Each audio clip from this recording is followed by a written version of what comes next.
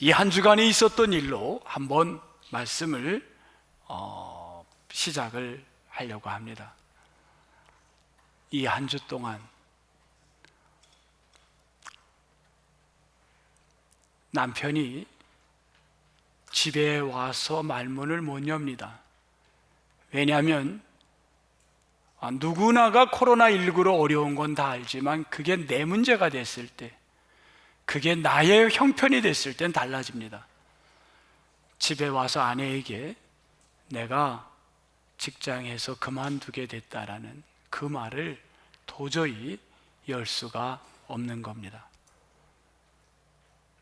내가 그렇게 다니던 회사를 이제 못 나가게 된 이야기를 차마 아내의 얼굴을 보고 할 수가 없습니다. 또 어떤 분은 어지럽다고 해서 병원을 갔는데, 머리가 아프고 어지럽다고 했는데 그만 병원에서 뭐라 그러냐면 뇌출혈이라고 바로 지금 시술로 들어가야 된다는 이야기를 합니다. 돈 한 푼 때문에 그 싼 거를 사기 위해서 쿠폰을 모으고 어느 마트가 조금 싼지를 찾아다니면서 돈을 절약하고, 아이들을 위해서 함께 쓸 것도 전략하고 그렇게 아끼며 살았는데, 이게 말도 안 되는, 내가 생각해도 어리석은 일들을 겪습니다. 그만 보이스피싱에 그 돈을, 어디 가서 말도 못하는 돈을 잃어버린 겁니다. 자기 자신을 봐도 너무 바보 같고, 어떻게 이럴 수가 있나, 내가 어떻게 제정신인가, 내가 왜 이런가, 미워도 너무 자기 자신이 미운 겁니다. 그런가 하면 모든 정황이 이번 이 시험에, 이 승진에, 이 진급에 반드시 돼야 됩니다. 이건 이유가 없습니다. 모든 게 이 타임에 돼야 되는 거예요. 그 일을 위해서 정말 오래전부터 기도하는 분들에게 부탁을 했고, 그렇게 열심히 노력하고 기도하고 기다렸는데, 얼마 전에 소식을 들었는데 승진이, 진급이 안 된 겁니다. 이 좌절감, 이제 앞이 깜깜하고 도저히 길이 보이지 않는 이 허망함, 이런 세상을 우리는 지금 살아가고 있습니다. 여러분, 그 세상을 오늘 배단이라고 말합니다. 배, 집이라는 말이고, 아니, 괴로움이란 단어입니다. 배단이 하면 괴로움의 집입니다. 배단이. 우리가 사는 세상은 이 배단이 같은 고통이, 잘 나가는 것 같지만 그 안에 보면 그 고통과 괴로움이 가득 있는 집이 배단입니다. 목사님, 배단위에는 신앙이 조금 부족하든지 없는 이들이겠죠. 그런가요? 오늘부터 3주 동안 말씀을 살펴보게 될 텐데, 첫 번째 나사로, 그는 어떤 사람이었나요? 3절에 보니까 주님이 사랑했다. 11절에 보니까 주님의 친구였다. 여러분, 친구라 그러면 끝난 거 아닙니까? 어찌 사랑하고 친구라고 하는 그 나사로가 병이 걸려야 합니까? 이 병이 언제부터 걸렸는지, 어떤 병인지는 이야기가 안 나옵니다. 그러나 그 병이 나사로에게 걸린 건 사실입니다. 이때 이보다 더 큰 문제는, 그렇게 친구라고 하고 사랑했는데 그 여동생들 마르다와 마리아가 예수님에게 사람을 보내 달려갑니다.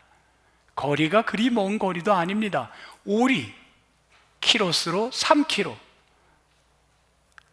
내 오빠가, 주님이 사랑하는 그 사람이 죽어갑니다. 그런데 주님은 눈 하나 껌쩍 없는 것 같습니다.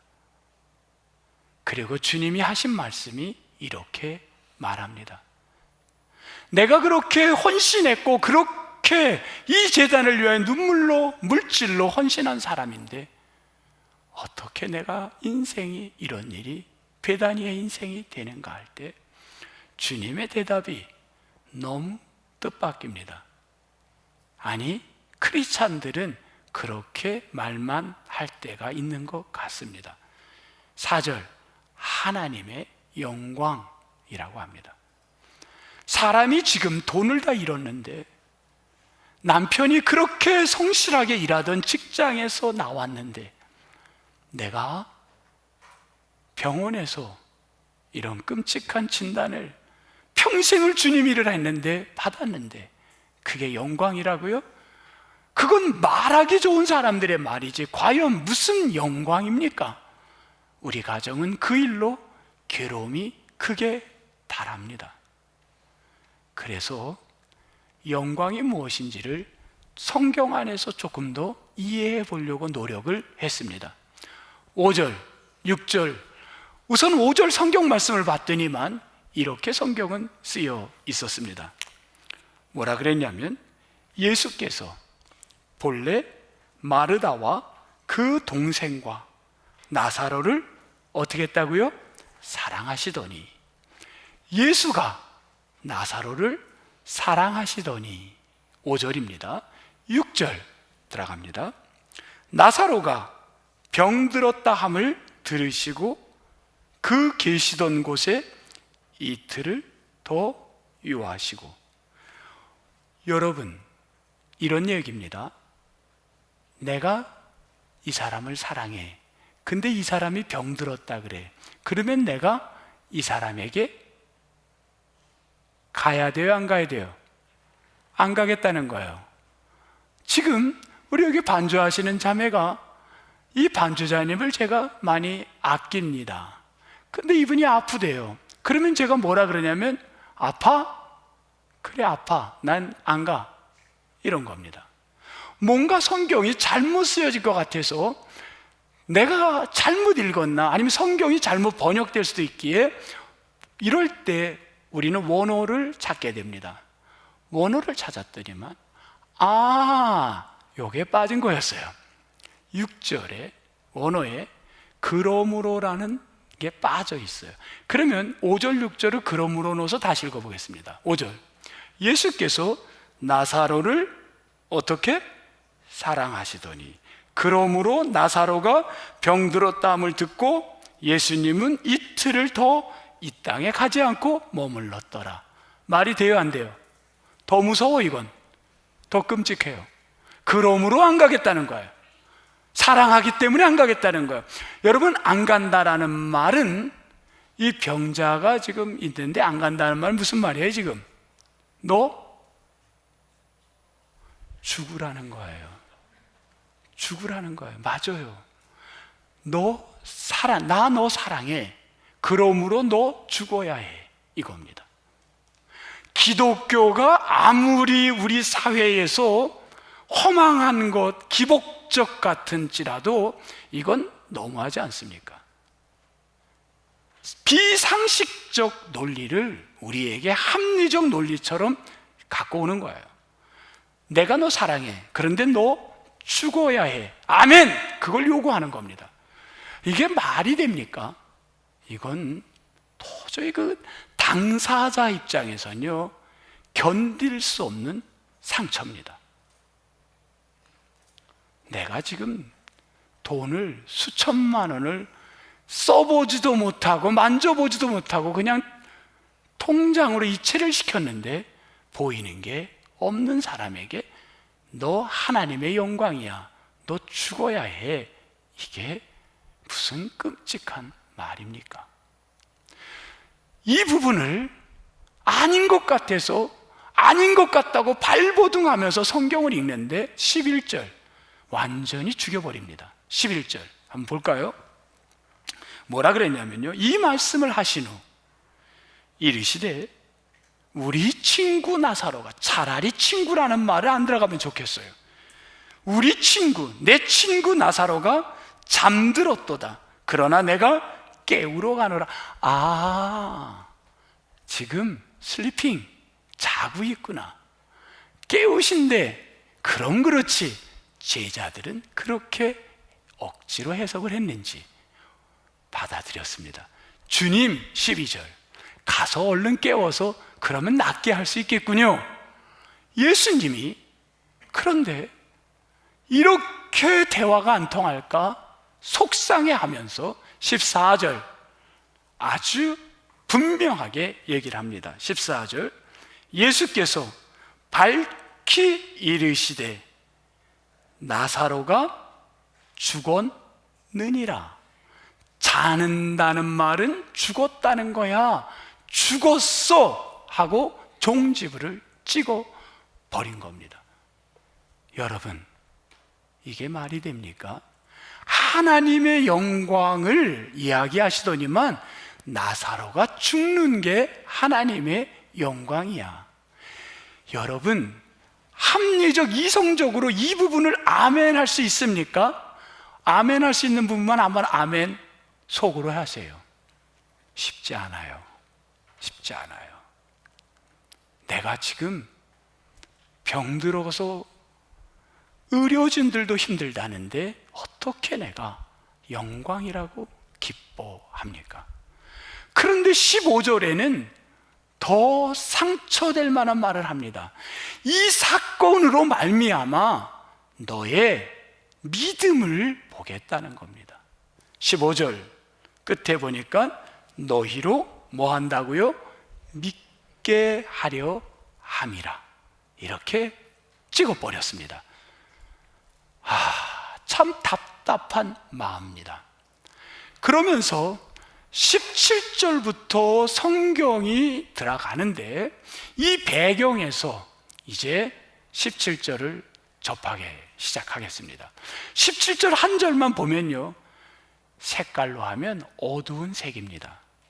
기쁨의 색이 아니에요. 17절에 우리를 어둡게 만드는 색이 어떤 단어들 때문인가요? 여러분 찾아보세요. 17절에서 무엇이 우리를 힘들게 만들죠? 무덤, 또 임이, 나흘. 무덤이라는 단어와 임이라는 단어와 나흘이라는 단어가 우리를 도저히 영광이라고 하기에 힘든 단어로 만든 겁니다.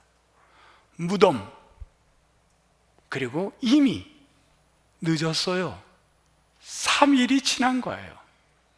오죽했으면 그 죽은 자의 여동생 마르다가 예수님께 이렇게 얘기를 합니다. 21절 마르다가 예수께 여짜오되 주께서 밑줄 여기 계셨다면 밑줄입니다. 내 오라버니가 죽지 아니하였겠나이다. 여러분 질문합니다. 마르다는 예수님이 죽은 자를, 예수님이 병자를 치료할 능력을 믿어요, 안 믿어요? 믿음이 있어요, 없어요? 있어요. 병든 자를 살리는 걸 믿고 있습니다, 마르다는. 그런데 그의 믿음은 제한적 믿음입니다. 어떤 제한적이냐면 플레이스, 타임에 대한 제한적 관점의 믿음입니다. 적어도 장소가 어디냐, 적어도 시간대가 언제냐에 따라 그 믿음은 제한적 관점의 믿음입니다. 마태복음 8장에 백부장이라는 사람이 신하가 하인이 병들었습니다. 예수님이 그 병자를 치료하러 그 댁으로 가고 있는데 백부장 말합니다.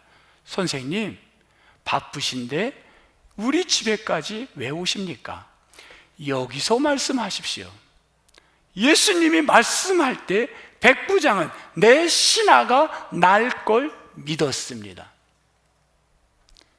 마르다는 3일 전에 우리 오빠 위하여 예수님이 타임, 3일 전이라는 타임 속에 죽기 전에 무덤이 아닌 살아있을 그 장소에 오셨다면 우리 오빠 살았을 텐데 하는 겁니다.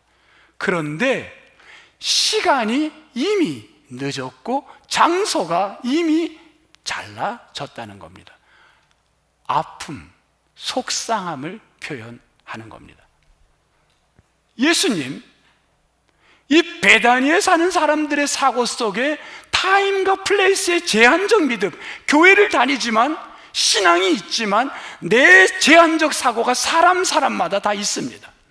내 신앙은 여기까지, 내 플레이스는 여기, 내 타임은 여기까지. 각자가, 여기 집에서 예배하는 분들도 자신의 믿음의 제한이 있습니다. 예수님이 신약 성경 헬라어로 쓰여 있는데 헬라어에 나오라라는 동사들이 여러 개가 있습니다. 어휘를 선택하는 건 굉장히 중요합니다. 어떤 어휘를 선택하시냐면 예수님이 나오라 할 때 많은 단어 중에 한 단어, 두로라는 단어를 선택합니다. 두로, 나사로에게 그 3일 전에 죽은 무덤에 있는, 심지어 성경에 보니까 어디에 냄새가 39절, 이미 3일이 지나서 벌써 냄새가 나고 있는 그 죽은 자에게 제한적 믿음으로는 이미 끝났는데 그에게 두로, 나오라. 근데 이 두로라는 말이 헬라어에 두 가지의 의미를 갖고 갑니다. of place, of time. 너가 갖고 있는 시간의 제한성에서부터 나와야 된다. 너가 갖고 있는 장소의 제한성에서 나와야 한다. 너희들이 갖고 있는 믿음이라는 것에 그 제한을 두고 있는 그 장소, 이 타임, 그 상황에서 나오라. 이게 예수님의 말씀이었습니다. 나사로야, of place, of time. 여기로부터 이제 네가 나와야겠다. 나와라. 이 말씀을 주님이 43절에 말씀합니다. 그때에 44절, 그를 둘러싸고 있는, 마치 우리 동양의 사람이, 한국에서도 사람이 죽으면 여물하고 배로 사람을 이렇게 감싸줍니다. 그 모습처럼 당시의 장례 문화에 사람을 꽁꽁꽁, 여기 44절, 동인채로 수족을 배로 동이다라는 단어가 fast chain, fast, 붙들다, 묶다, 이런 의미입니다. 꽁꽁꽁 붙든 거예요. 뭘로? 체인같이. 무엇인지 모르지만 배로 fasten, chain, 꽝꽝꽝 묶고 있는데 시간의 제한, 장소의 제한, 인간이 갖고 있는 제한된 믿음의 그 사고로 묶여있는 베다니의 사람들에게 예수님이 이제 그만 풀어주어라, 풀어주어라. 그때에 이 나사로가 살아났는 줄 믿습니다.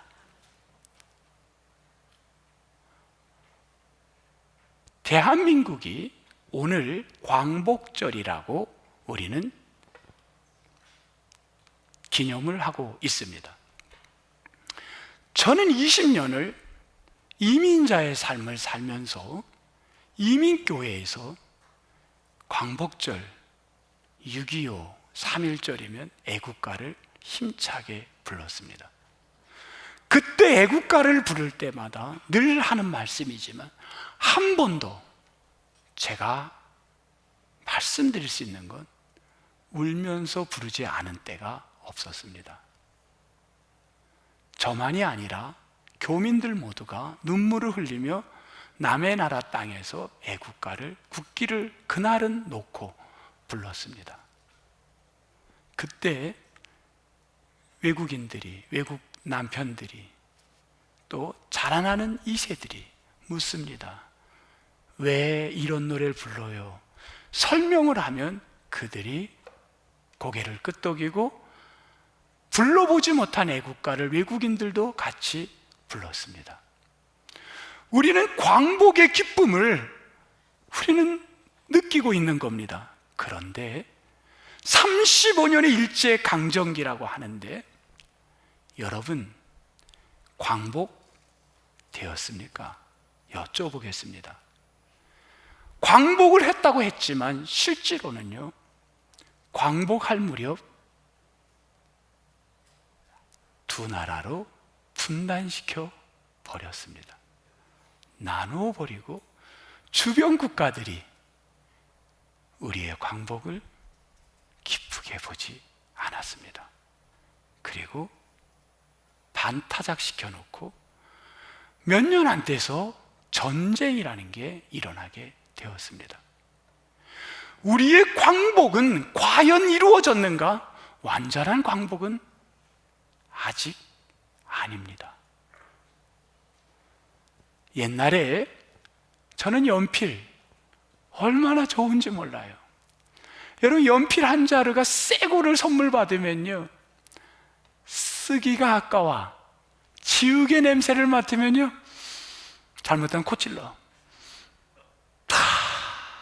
그 나무의 향이, 그거는 보여주기용 쓰지 않고 새 연필, 쓰는 건 몽당 연필. 그랬던 사람만 고개를 끄덕여 보셔. 다 아껴. 그거 아껴야지. 그거 쓰면 큰일 나지.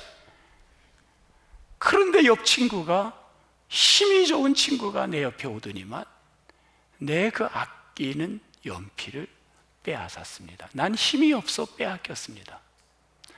그 친구에게 소리는 질러봤자 그건 나 혼자 끽하는 소리지 아무도 도와주지 않았고 내 연필은 그 친구가 가져갔습니다.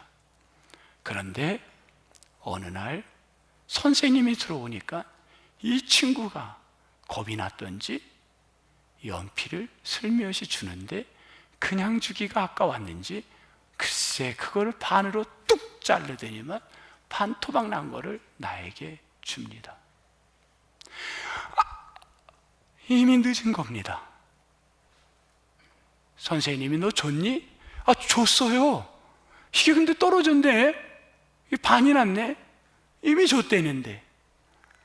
여러분, 이게 우리의 상황이 아닙니까? 진정한 광복은 인간의 생각 속엔요, 솔레이트, 타임, 희망이 안 보여요.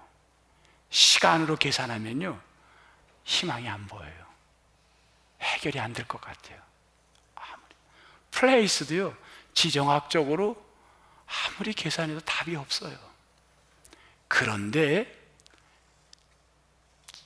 암흑의 세계, 희망이 안 보이는 오브 플레이스 오브 타임이지만 들어, 주께서 나와라. 이제 그만 나와라. 너가 온 몸을 품고 있고 퀘스트 체인으로 감고 있는 걸 풀어주어라. 주의 명령이 떨어지면 해방, 광복을 맛보게 될 줄 믿습니다. 주님도 우리 베다니의 아픔을 슬퍼했어요. 친구 나사로가 죽어가는 걸 보고 자신이 그곳으로 갈 수 없는 예수 그리스도의 마음이 편하지 않았어요. 성경이 증거하고 있습니다. 35절입니다. 예수께서 눈물을 흘리셨더라. 내가 보이스피싱에 돈을 잃었을 때, 내가 그렇게 기도하는 자지만 돈을 잃었을 때에 주님도 아파합니다. 내 남편이 병원에 실려가서 고통받는데 우리 주님 오지 않는 것 같고 나에게 다가오지 않는 것 같지만 주님도 눈물 흘리고 계시는 줄 믿습니다. 근데 주님은 하나님의 영광 때문에 주님의 때를 기다리고 있는 겁니다. 이거를 바리새인들 입을 통하여 이렇게 이야기를 합니다. 이거는 표적이다라고 말합니다. 표적. 어디 나오냐면요, 47절 표적. 표적은 이적과는 분명히 다릅니다. 그런데 사실은 겉에 보이는 건 똑같아요. 요한복음에 보면 7가지의 표적이 나옵니다. 처음 표적은 뭐부터 나오냐면요, 가나의 혼인잔치입니다. 혼인잔치에 물이 변하여 포도주가 됐습니다. 이 물이 변하여 포도주가 되는 건 이적이라고 해도 틀리지가 않아요.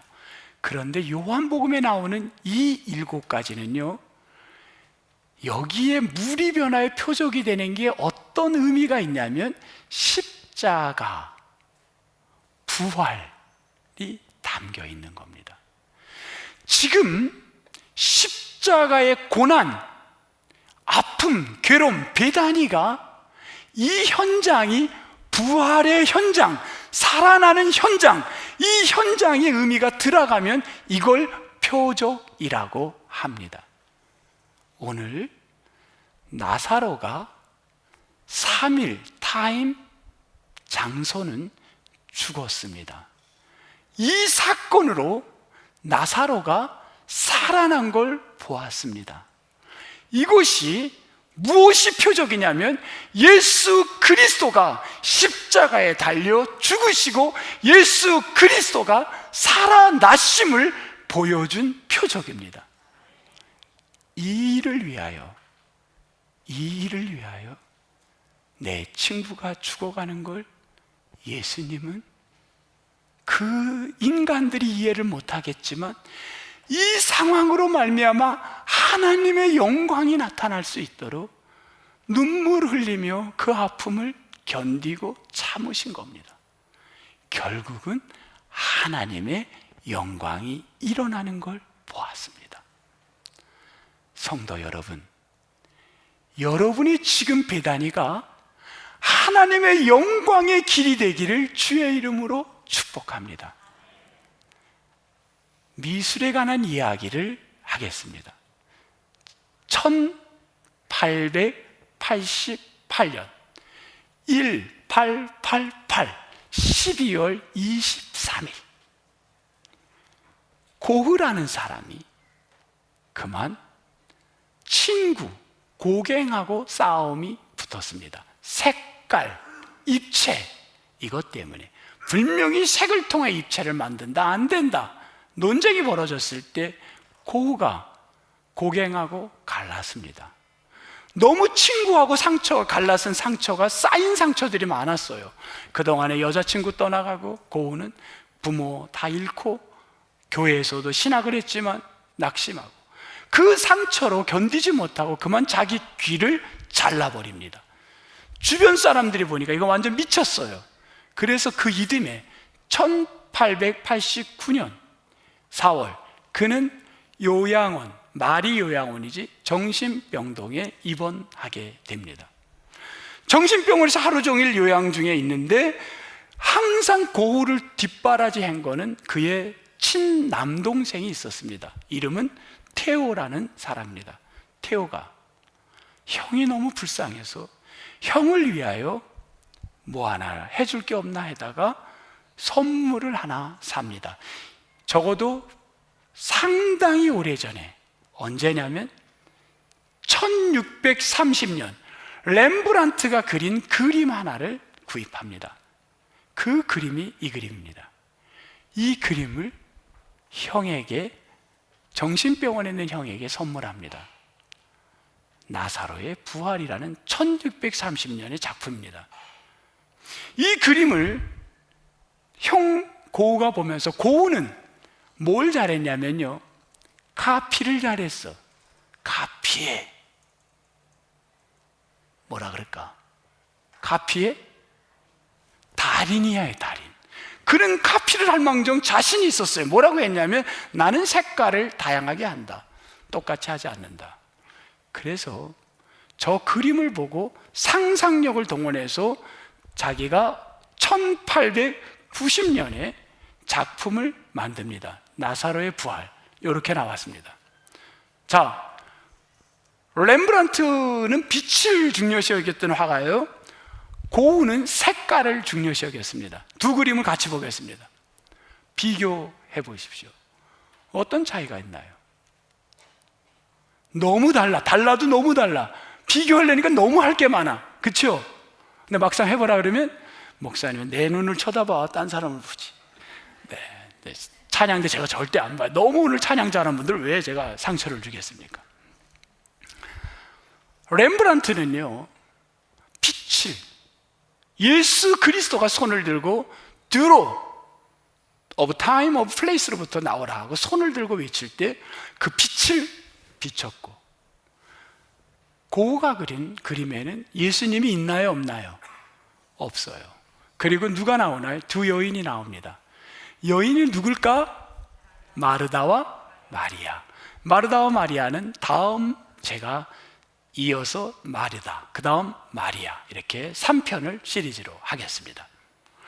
마르다 마리아의 저 얼굴은요, 누구를 그렸냐면 고흐는 자기 동네에 자기에게 친절하게 도와주던 동네 아줌마 두 여인의 얼굴을 집어넣습니다.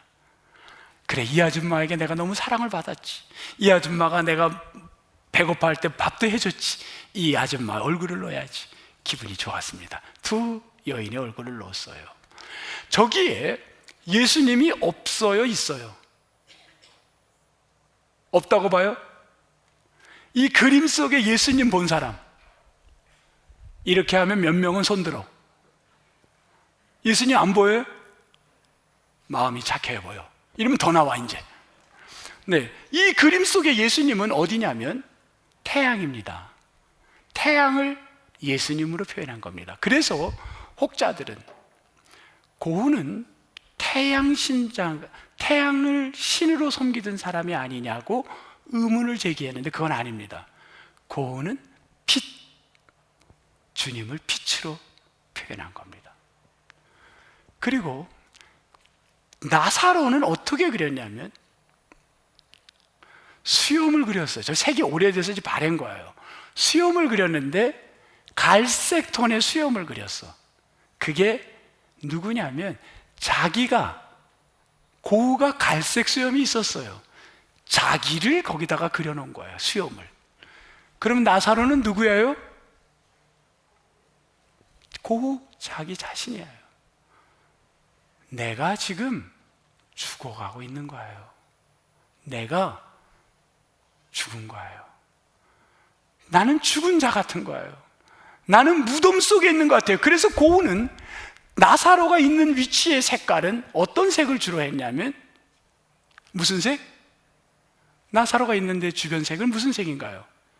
보면은 어떤 색이에요? 안 보여요? 네? 갈색? 보라색? 아, 이게 진짜 다양하게 보이네. 보라색, 흰색 주로 썼고요. 이 색깔이 조금 어두운 색이에요. 지금 여기에 비치니까 이게 비슷하게 보이는데, 그리고 저 해가 있는 저쪽으로는 무슨 색을 주로 썼냐면 노란색을, 고흐가 좋아하는 희망, 사랑, 부활, 노란색을 사용합니다. 그 고흐는 어떤 색의 중요성을, 자기가 있는 곳이 어두우면 어두울수록 뭐가 빛이 납니까? 노란색이 빛나게 돼 있는 거예요. 내가 있는 자리가 어두울수록 빛나는 거는 예수 그리스도의 빛으로 표현한 것이 밝아지는 겁니다. 여러분, 내 삶의 배단이 너무 힘들어요. 내가 지치고 힘들지만, 내가 지금 끝없는 인생의 아픔이 나에게 왜 이런 일이 있는지, 그 고통의 이 깜깜함이 누구를 빛나게 하냐면 빛 대신 우리 주님을 빛나게 하는 줄 믿습니다. 영광. 이번 주에 있었던 일을 갖고 제가 서두부터 계속 가고 있습니다. 성도 한 분이 생전 전화 오시던 분이 아닙니다. 이분이 전화가 왔어요. 깜짝 놀라서 어떤 일인가요? 남편이 병원에 있는데 이번 주를 못 넘긴다고 의사가 그랬답니다. 울면서 기도를 해서 중보하기로 했습니다. 월요일 나라를 위해 늘 우리는 기도 새벽마다 하는데 그날 부탁을 했습니다. 이런 분이 기도 부탁을 했는데 그 남편 위해서 기도합시다. 화요일 선교사분들을 위해 기도할 때 부탁을 했습니다. 그런데 주중에 그분으로부터 전화가 또 왔습니다. 집사님, 목사님, 오늘 의사분이 말씀했는데요, 남편이 이번 주를 넘길 수 있을 것 같대요. 이번 주를 넘겨 다음 주에도 숨을 쉴 수 있을 것 같대요. 너무 감사해서 전화드렸어요. 나는 한 번도 사람들에게 하나님의 증거를 하지 못했습니다. 그런데 목사님, 이것만은 꼭 전해주세요. 사람들에게. 혹시 실망하고 포기하고 낙심하는 분들이 있다면 하나님이 살려주신다. 하나님은 살아계시다. 다음 주까지 내 남편을 숨을 쉬게 해준 게 나는 너무 감사하다. 이거를 전해주세요. 그분의 얘기입니다. 그대로 전하는 겁니다. 하나님의 영광입니다. 이렇게 이야기를 저에게 했어요. 집사님, 제가 그대로 전할게요. 오늘 저는 전합니다.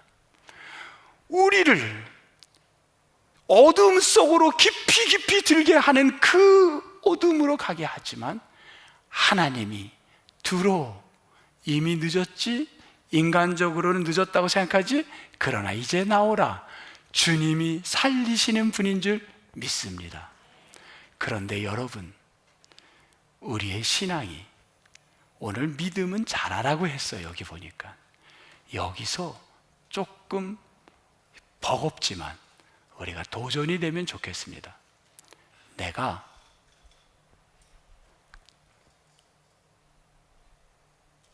직장에서 자리를 잃었는데 새로운 자리가 없어도 내가 남편이 지금 죽어가고 있지만